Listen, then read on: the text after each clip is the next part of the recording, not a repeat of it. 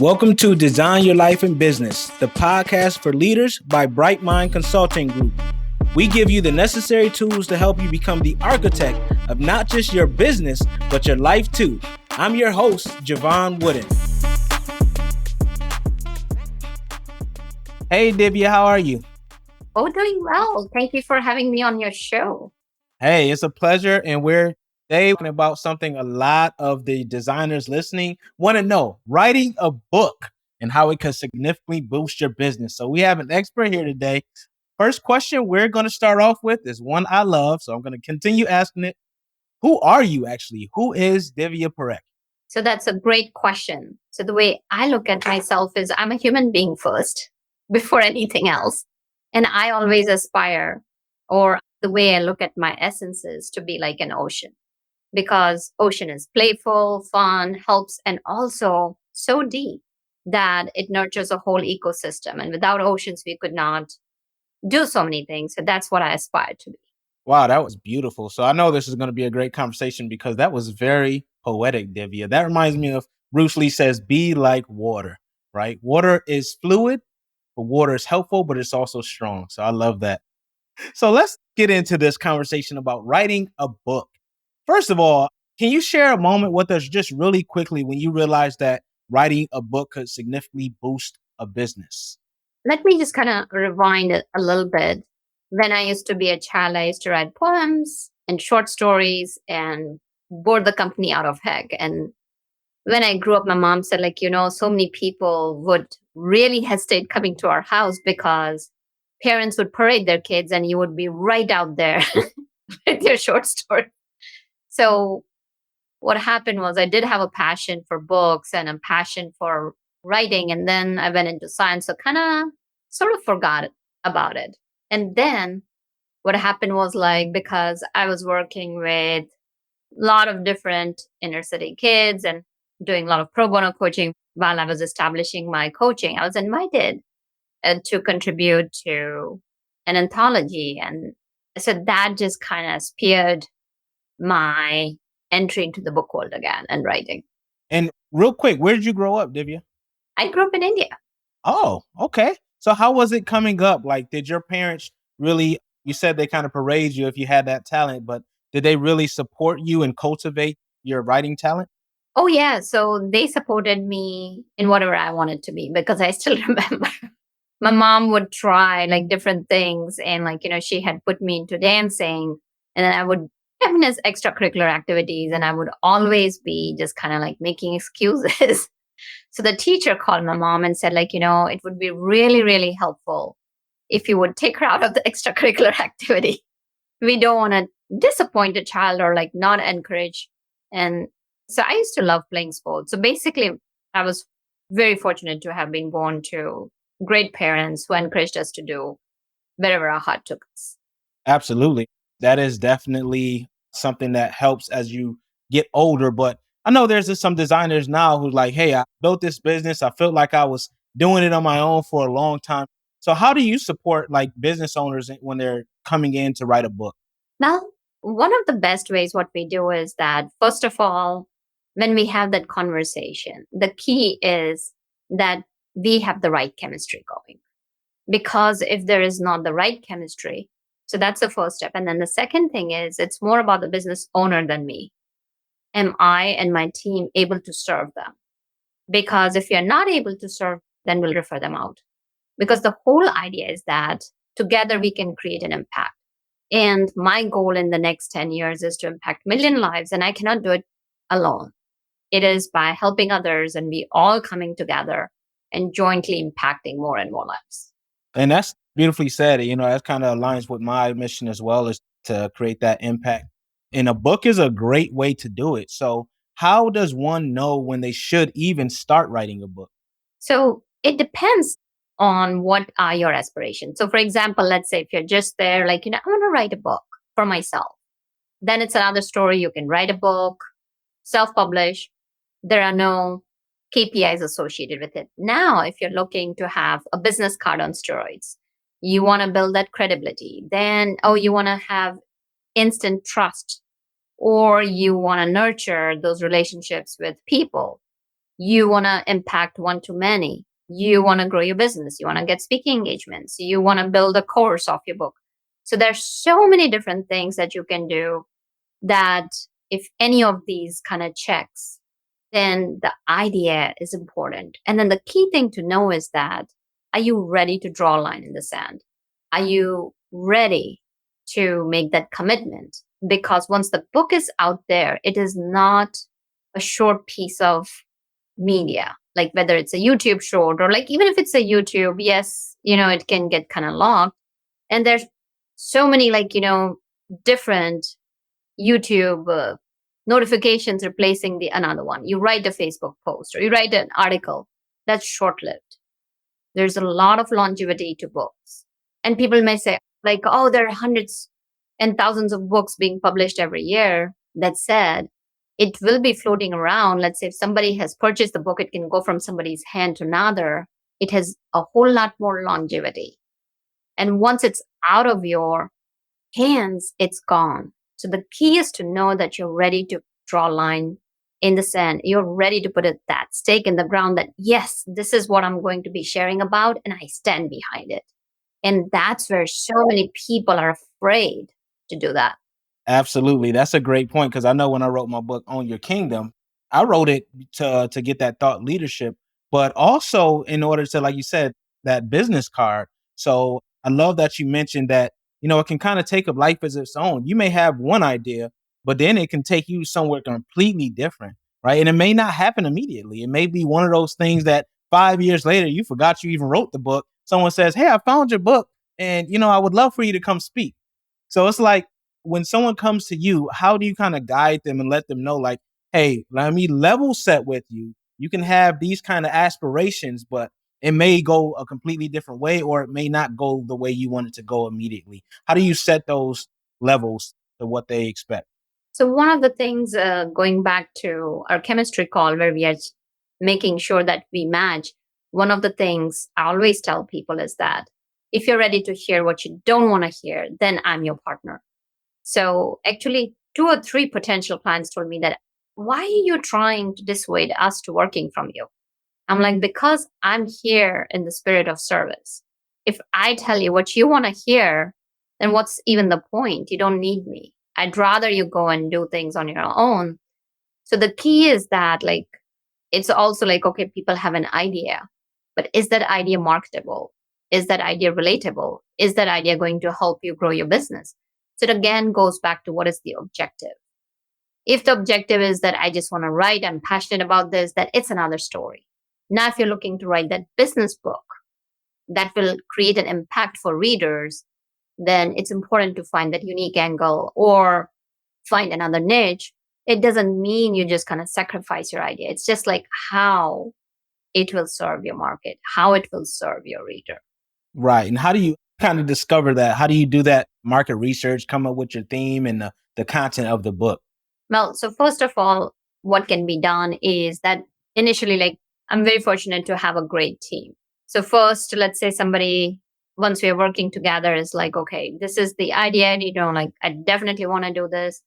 So then we go and do a lot of market research. And as part of the market research, we will find out like books are out there. And then also as part of market research, what's involved is surveys and asking the readers themselves.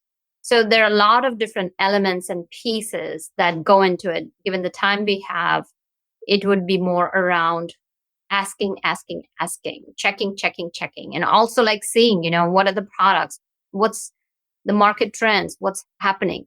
So these are some of the things that people can do to see how big of a market you have. And like sometimes the books can be a lost leader. I tell people, like, unless you are a celebrity or a household name, don't expect your book to make you millions.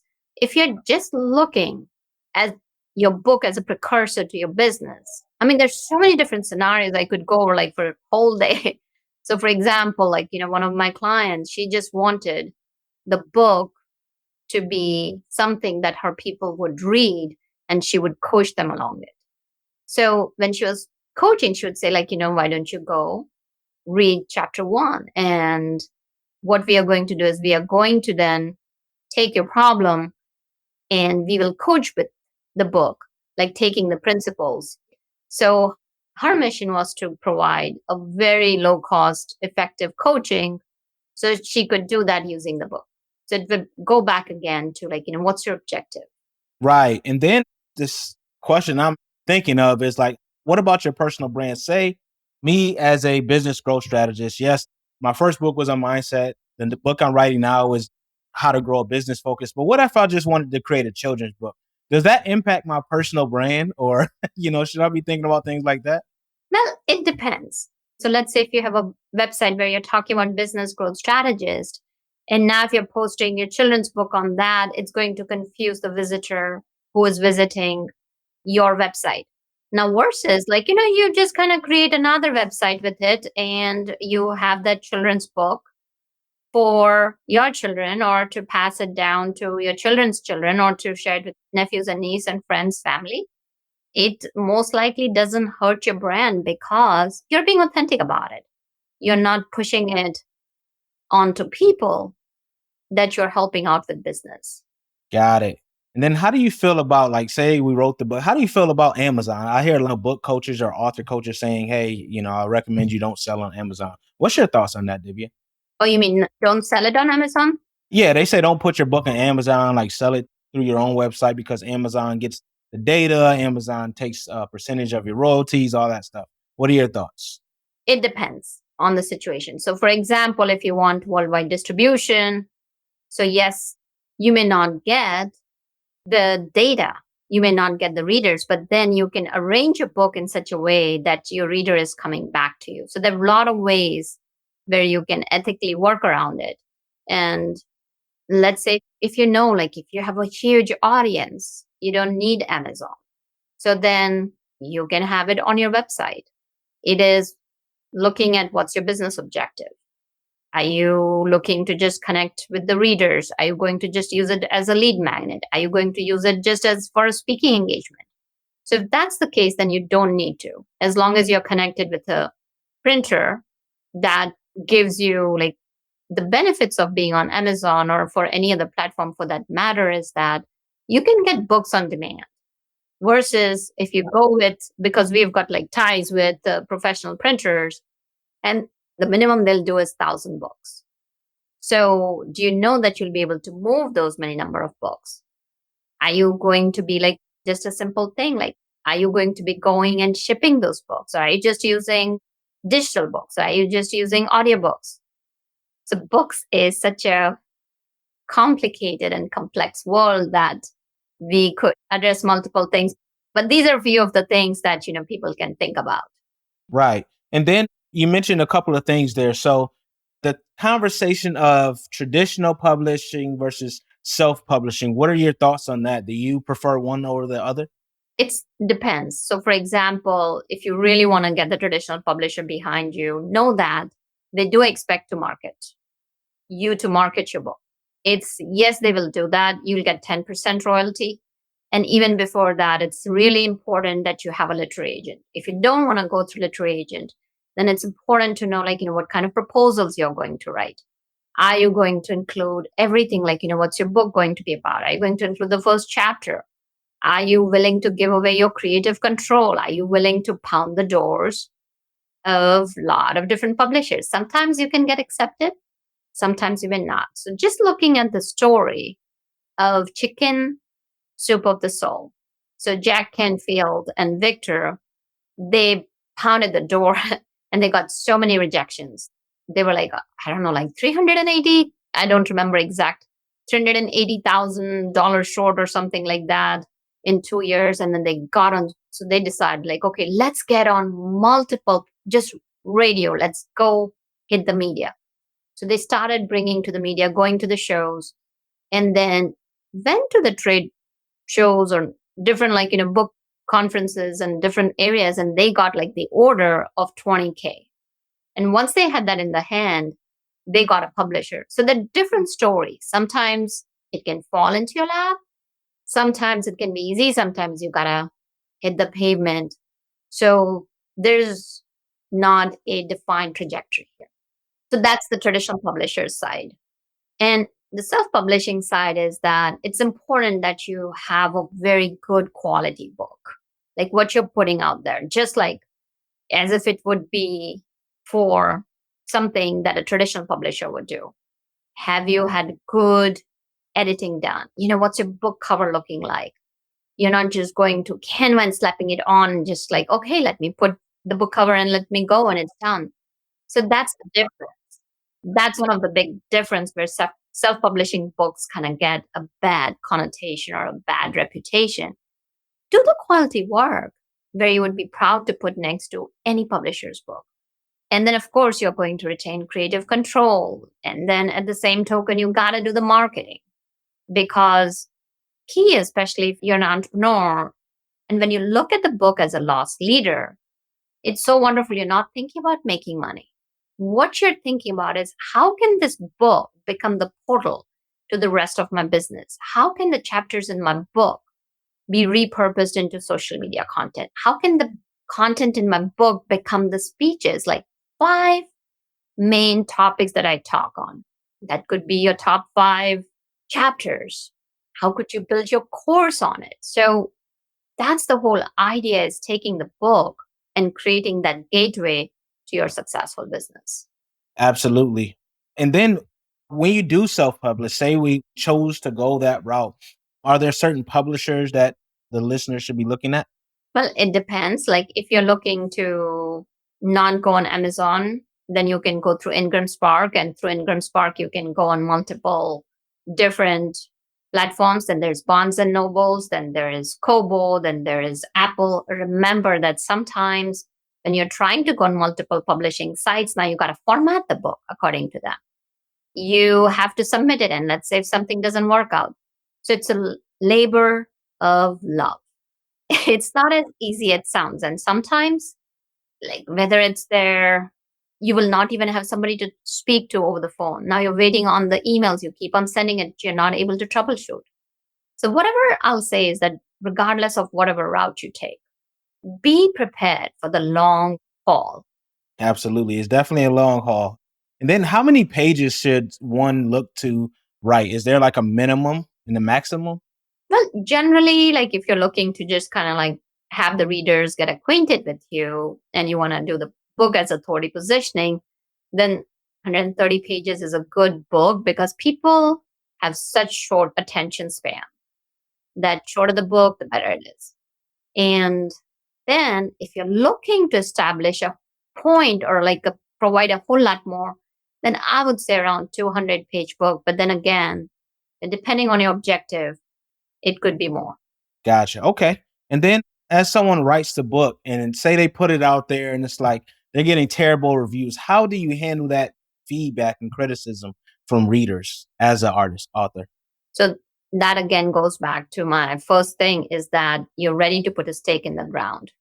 So if you're on Amazon, whatever the review is, it will stay there unless you find that somebody's really out to get you. Then you might want to take your book down and republish it. So, and then look through those, like, what were the objections? What were the points the readers were saying? Did it really have value or was it just completely out of spite? So if you're writing about something controversial, be prepared and also know that if you have not displeased a few folks, you've not done your job of writing the book. That's a great way to look at it. Everyone's not going to agree with your perspective and your points, right?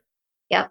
And the goal is like putting your book in front of people who resonate with you.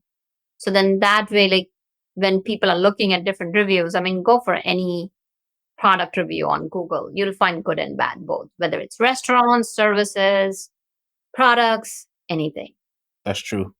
How important do you think like storytelling is when you write in, say, a business related book, and why either way you go? Well, personally, I'm a fan of storytelling. So I say, regardless whether it's a business book, whether it's a Facebook post, wherever you are at, it's important to tell stories. So, for example, like I'm just going to kind of dissect what I did over here today. When I shared the story that I was interested in it since I was a child, that will stick with people rather than if I would have just had said, oh, yeah, yeah, yeah. I was interested in writing stories. So that becomes bland versus storytelling. is something that lights the fire in your soul, is something that will show you the point you're trying to make rather than tell. Because I heard this somewhere: stories sell, facts tell. That's true. Yeah. Hear it all the time. And then Maya Angelou, we always say her quotes. I know I say it all the time. People forget what you said, forget what you did, but they'll never forget how you made them feel. And stories allow you to get that emotion evoked, whatever that emotion is that you're looking to get. I mean, some people will respond differently, which is why we get those negative and those positive reviews. So that's a great point, Divya. So can you kind of share some of like the success stories that you've had working with your clients? And what's the best that you've gotten, bestseller, or maybe they gotten a couple speaking engagements? What can the authors look forward to? Yeah, no, absolutely. So, and thank you for asking that. Usually I don't like sharing because this is your show and, I'm here to support your audience so that they can learn and do their stuff. So I'll share with you like I was working with one of psychotherapists. And when she came to me, she had been writing her book for like, 2.5, 3 years. And there was that blockage, like, how can I share my story with the world? And here's the thing: you don't have to put everything out there. You can still leave some things to imagination and still withhold. So it's, what do you feel authentic about? What do you feel comfortable with? What do you think will help your reader relate to you? And we did that. And even before her book came out, like her book was a best selling book, she had speaking engagements from companies because we released the book at a time where what her book was about. So it was around like Asian culture, and that was the Asian month. So when the Asian Heritage Month was going around, she got multiple speaking engagements. She got invitations from local TV station where, because let's say she's a psychotherapist and there is mental health, and if in that time during that month, like mental health is going on, then you can become the go-to person for their segment. So another thing that one of my clients, like, we helped her write a book where it was just about authentic positioning as to what she had gone through and how she had helped her clients. When she released her book, she found out like within 3 days, because she was going at it, right? It again comes back to marketing. Book just writing by itself doesn't work. She just went all out using all the strategies we had shared with her. She got 3 clients in 3 days. So for one of the hypnotherapists that I worked with, her book was so good that other hypnotherapists were reaching out to her and saying, "Oh, you know what? Can we keep that book in our office? Because it's so helpful. Like we can share it, like in what, especially while our clients are waiting, they can read that book and be helpful." So she got an order for like 5K. So these are different stories that people have experienced. Of course, I could go on with some of the examples. No, I thought it was good for designers to hear it because these are some of the things that you can get if you write a book that hits and resonates with your target audience. And you keep mentioning marketing. So what does that look like for an author, like the marketing? Do you do press releases? Do you go on book signing tours? What are some of the tools and techniques that the authors do when they look and get their book to that level? One of the first things the authors need to do is create a platform. Now, that platform can be email, growing your email list, because it's super important. So many times, what happens is sometimes somebody's account is shut down, sometimes post doesn't get bumped up. And so it's really, really important that you go ahead and kind of take a look at that and see what's happening. Now, it could be like, okay, you're on LinkedIn. So I recommend being on multiple platforms. And not only that, but also being having something of your own email list, then going on different podcasts, getting in the media. Also, like as you mentioned, press releases. Also, a lot of things kind of come into the Amazon marketing. So it's again, that's so big it can go, but you got to see what works for you, because you don't just want to go out there and abandonedly do it. Try one step at a time and see what's working, and then rinse and repeat it. Gotcha. And then there's a question what about time? How long does it take to write a book? And what do you feel if someone says, hey, I don't have time? What do you think about like ghostwriters or something like that? So that will depend, like, especially if you don't have time, you can hire a ghostwriter. It can be done in a month, it can be done in 2 years. So I have personally done from 1 month to 6 months to 9 months. And with my clients, again, it's gone from like 30 days up to 2.5 years. Wow. Now, does that depend on the page length that we talked about and that market research, or what's the insights? It was the market research, and it was also the author standing in their own way. How many times did they switch? They probably switched or wanted to write about a couple times in there. But as coaches, it's our job to create that space that they can grow and get that empowerment rather than us pushing anything on them. Our job is to show them the pathways, and it's their job to make the decision. Got it. What are some of the like biggest misconceptions that you think people have about writing books? One misconception is one is like, oh, I'm going to make millions. No, you're not going to make millions. Now, another misconception is that traditional publishing is so good. It's not. You lose your creative control. You got to give that. And third misconception is like, I don't have to do marketing if I go traditional publishing. No, you got to do it. Yeah, they expect it, right? Some of the traditional publishers, I think you kind of hit on it before, they expect you to sell a number of copies before you even come to them, right? Yeah. I mean, not necessarily. It will depend on different publishers. Right, absolutely. Now, thank you for that because I think it's important to know, like I said, what you can expect as an author, what the process looks like, some of the pitfalls you may hit where you think you're going to sell thousands of copies and you get crickets. So I'm glad you kind of hit those types of subjects. So we're going to kind of shift here a little bit and we're going to go to the by design segment where I ask every guest the same 3 questions. Are you ready, Divya? Absolutely. All right, let's roll. What has been the hardest part about designing a life and business you don't need a vacation from? Well, the hardest part it has been getting myself out of the way. That's it. Enough said. We all feel that, right? All the designers know, I know. So number 2, what is the best lesson you've learned from your entrepreneurial journey? Entrepreneurial journey is to become comfortable with uncertainty and change.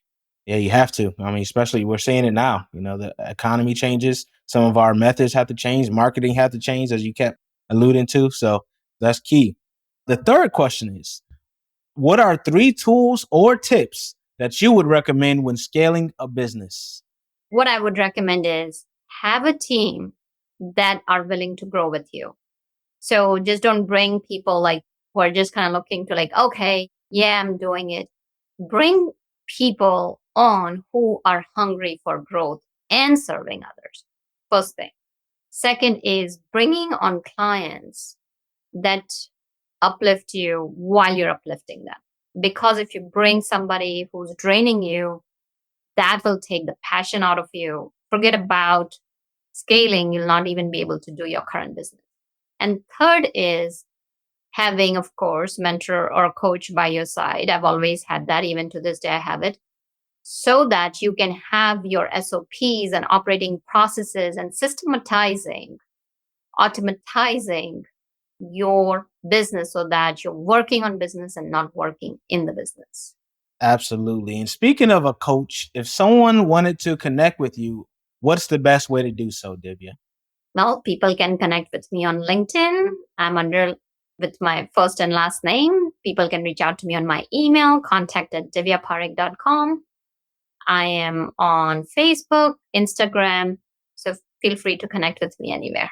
Awesome. And those links will be in the show notes, everyone. So go ahead and connect with Divya. We appreciate you coming here and adding some value about writing books and getting rid of some of those misconceptions and also giving us some game on how we can write our books and make them successful. So thank you so much, Divya, for being here on the Design Your Life and Business podcast. We look forward to seeing you again soon. Remember, designers, keep ascending.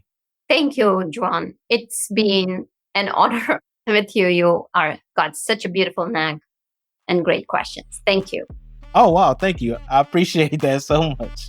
See you soon. Design Your Life and Business, the podcast for leaders, is brought to you by Bright Mind Consulting Group. To find out more about Bright Mind Consulting Group, and how you can become the best leader possible, visit brightmindconsultinggroup.com. Make sure you search for Design Your Life and Business on Apple Podcasts, Spotify, Google Podcasts, or anywhere else podcasts are found. Click subscribe so you don't miss any future episodes. On behalf of the team here at Bright Mind Consulting Group, we cannot thank you enough for listening.